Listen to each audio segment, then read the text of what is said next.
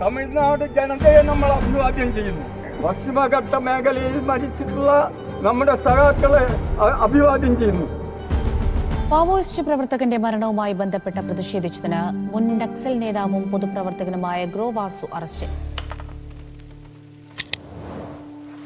ജീവിക്കണോ അതല്ല അപമാനിതനായിട്ട് ജീവിക്കണോ അതല്ല പിന്നെ ഇങ്ങനെ രാഷ്ട്രീയം നടത്തണോ എന്നുള്ള പ്രശ്നം മുന്നിൽ വന്നു.